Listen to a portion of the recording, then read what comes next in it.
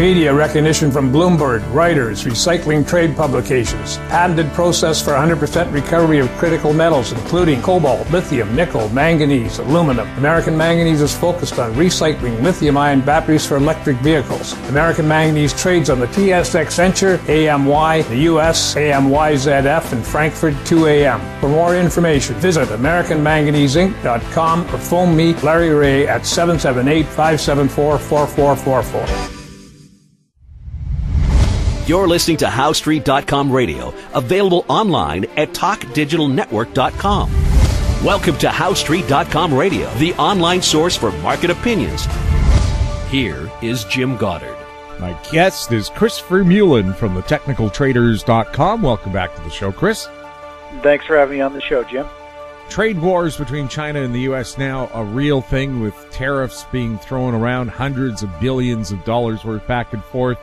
Most of the trading board is red with everything down, but you're saying this isn't as bad as you may think it is. No, well, it's interesting. You look at I've got my list of all this different sectors and different asset classes, and yeah, pretty much everything is down today. There's three things that are more or less trading higher, and those are the absolute kind of critical kind of safe havens that everyone would need no matter what's going on. Bonds are up, which really you don't need, but bonds are naturally a safe haven. When people are afraid of stocks, they move to bonds. So that's kind of a given. But the other three sectors that are up here are the healthcare sector, because we all need our health, consumer staples, we all need our generic staple products, and utilities. We all need heat and hydro, water. So it's interesting that all the money is flooding out of the market, but the three things really we need to survive are green today, and it makes good sense. It's where do you go when all else fails? Buy what will never go out of business or that we always need. So it's really interesting. But the pullback in the market today is, exactly what I've been anticipating. I've been telling subscribers last week and Friday and yesterday morning that this is going to be a really pivotal week in the stock market. We've had a really nice run in equities over the last several weeks, and we need these pullbacks. And the volatility has spiked today. We've seen panic selling on the New York Stock Exchange, meaning the majority of people who buy the big brand name stocks, which are listed on the New York Stock Exchange, the general public are what trade those big brand name stocks, because that's more or less all they know. And when there's panic selling on the New York Stock Exchange, that means the average investor is freaking out. They're a panic station, and they sell all their positions. And when the selling volume on the NYSE spikes up like it did this morning, the VIX jumps up because people are buying put options, expecting lower prices. And we see the stock market gap sharply lower into support at the 20-day moving average, cycle lows. To me, it's screaming buy, buy, buy, buy, buy. Well, everyone else is crying in panic. So I love this price action. We got long early this morning on the low on the markets, expecting this to be a reversal week. May not be the low today, but this week we should find the low, and I think we're going to see much higher equity prices going forward. So this is a cleanse of the market, washing out everyone who's afraid, and putting the shares back into hands of investors who are comfortable and willing to hold going forward. We'll have more with Chris Vermeulen right after the break. Arctic Star Exploration, operated by a team of proven mine finders, is focused on diamonds in Finland and the Northwest Territories of Canada. Work programs are underway in Finland and planned for Canada this summer. Arctic Star trades on the TSX Venture Exchange symbol ADD, on Frankfurt symbol 82A1, and the OTCQB symbol ASDZF. Please visit our website arcticstar.ca or call us at 604-689-1799. Cypress Development Corp's flagship lithium project is located just east of Albemarle's Silver Peak mine in the heart of Clayton Valley, Nevada. A 12-hole exploration drill program for lithium-enriched claystone on Cypress's 100% controlled properties is now underway. Cypress Development Corp trades on the TSX Venture Exchange symbol CYP, the Pink's CYDVF, and on Frankfurt's C1Z1. For more information, please visit our website, cypressdevelopmentcorp.com. Welcome back. We're speaking with Chris Vermeulen. Chris, what about the so-called FAANG'S. To me, apart from Amazon, they don't really deal in physical materials, the kind of things that have tariffs put on them. Would people still be selling those off as well in general panic? Well, today they were. We saw the tech sector, the FAANG stocks pretty much gap down in a big way. But again, we're still in a raging bull market. No matter what people think or how much people think Trump is killing the economy, which he might be doing for sure. But I mean, it really has nothing to do with the stock market, and we are in a raging bull market. All this is a dump of people just kind of panicking and dumping shares based on news that they're hearing, but news is very short-lived. And the market's dips at this point should still be getting bought up. But of course, the big FAANGs are the ones that the average trader owns. And of course, they all gap lower because the average trader is panicking out, thinking the markets are going to crash. It's the end of the world. And to me, as a technical trader, you look back and you're like, oh man, this is perfect. Everybody's freaking out. And here I am, ready to buy, adding to positions for the next leg higher in the market. So FAANGs are definitely the big board, the big brand names that do go under pressure when there's panic selling in the market. And, the tech sector was down very sharp this morning. It's recovered really nicely.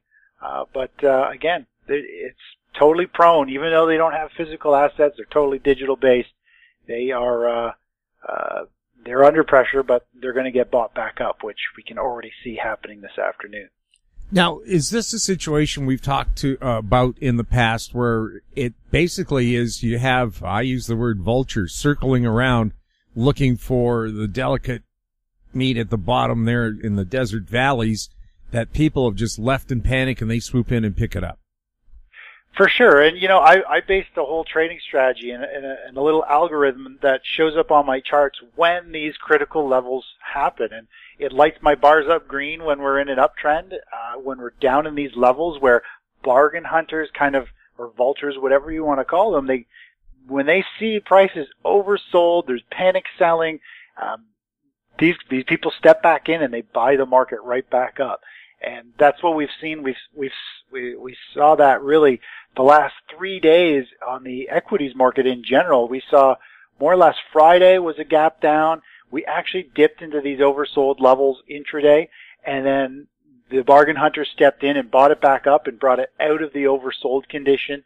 We saw it again yesterday, big gap down. Bargain hunter stepped in, rallied prices back up as they accumulate, and the same thing today. Another gap down, and they're getting bought up again. And we might see, another washout low happen this week. We might see a bit lower low. We might see some big volatility or a gap down again to meet today's low. But we're at the price point here where bargain hunters are stepping in and accumulating and buying, and that's just the way the markets move. When people are panicking out, the very advanced traders know when they should be moving in and picking up positions and adding to positions. And it's just the way the markets kind of work. But there's most definitely people out there that look for these, and that's exactly what I do. I wait for these opportunities when people are giving stuff away, and that's when you swoop in, you pick it up, and that's why the average investor, buys high and panics out, sells down near the low, and they take loss after loss. It's simply emotional trading on their behalf that causes it. And Chris, you've also talked about that in the past. The second you let your emotions take over your trading, that's the time that you're going to really get hurt. Exactly. And you know what? This morning I saw the big gap coming this morning, and I wrote all our subscribers, and this is pre-market. I always send an update out before the market opens, so everybody's prepped for that 9:30 kind of opening when things are going to gap. And I told everyone this morning, I said, listen, there's going to be a big gap down, just like we saw yesterday and the previous session. This is a very bullish sign. We're going to see panic selling across the board. Expect to get long today, and we did. And I have to really hold hands because the emails still pile in with people saying, I had to close everything. I sold my other positions. I can't take it. And it's too bad because so many people get caught up with this is an amazing opportunity that takes place today. It's great for day trading, great for swing trading. You should not be panicking out. You should be just drooling over this. And I can only help people who can get their mind in that mindset. But if you're an emotional trader, man, these markets will just rip you to shreds. It's unfortunate, but it's just the way it works, unfortunately. We'll have more with Chris Vermeulen right after this.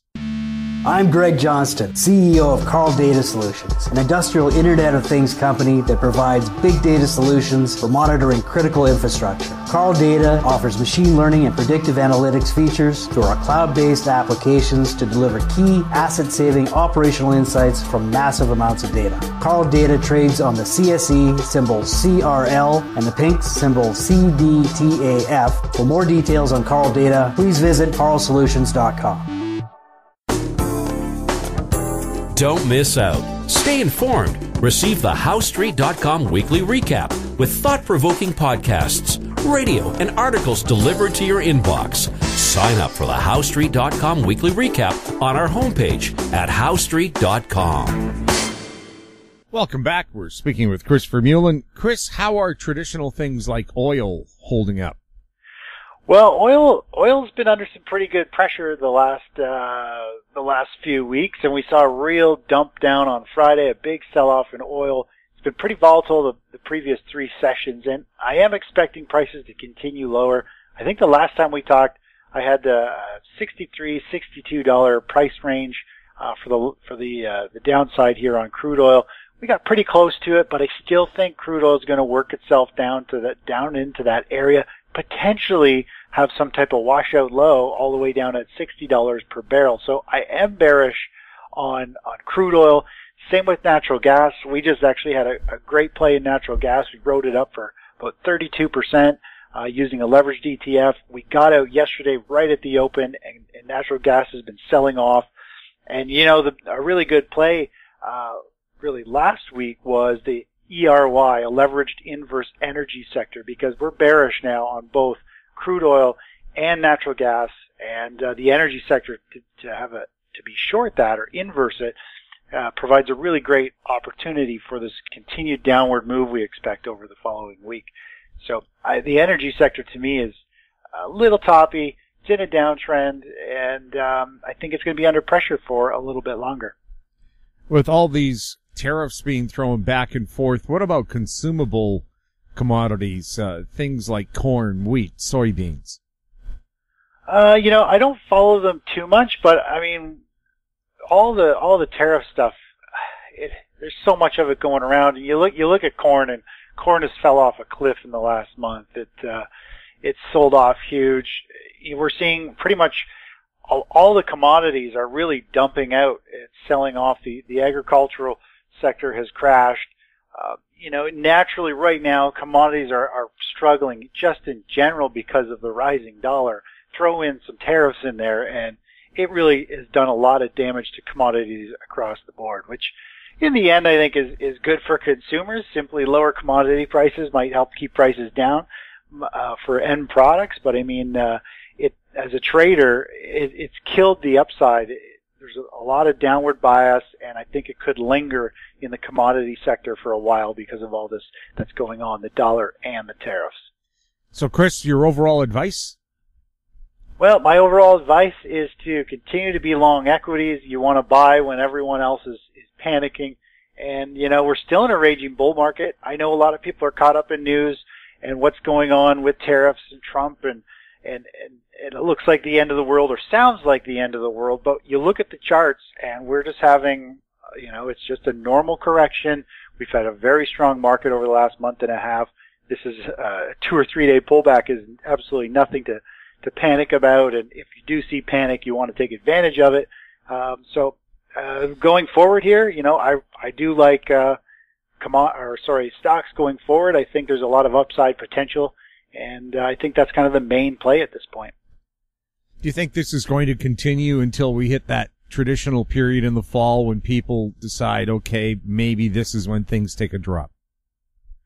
Yeah, I kind of feel like we're going to see the markets continue to kind of grind their way higher and move up. I think come October or November, there's a lot going on the last quarter of this year, so I think there's going to be some pretty big volatility, but the market likes to climb that wall of worry, and that's what we've been doing. You really look at everything that's been going on, and a lot of people are worried. There's a lot of really a big mess going on with Trump and everything around what he's doing, yet the markets have been climbing. And, you know, the Russell 2000 is at new highs, NASDAQ's up near new highs, the Dow and the S&P 500 really aren't that far from all-time highs. You know, people are saying that we're in a bear market, or a bear market is starting, but at this point, I don't know how you can say that when, you know, everything is still up and trading near highs, and we haven't had that massive correction, a 15-20% correction to really kickstart the bear market. Technically, there won't be a bear market for many months, and we need to see a big drop before we can even confirm a bear market. So at this point, you got to trade to the long side and focus on the charts, not the news. Chris, thank you so much for chatting with us. Hey, always a pleasure, Jim. Thanks for having me on the show. My guest has been Chris Vermeulen from thetechnicaltraders.com. You're listening to HowStreet.com radio. Find us on Twitter at HowStreet, our YouTube channel, Talk Digital Network. Questions for the show or our guests, like Chris, can be sent to info@HowStreet.com. I'm Jim Goddard. Thanks for listening. Comments made on HowStreet.com radio are an expression of opinion only and should not be construed in any matter whatsoever as recommendations to buy or sell any financial instrument at any time. Available online at TalkDigitalNetwork.com. HowStreet.com radio is a production of HowStreet Media Incorporated.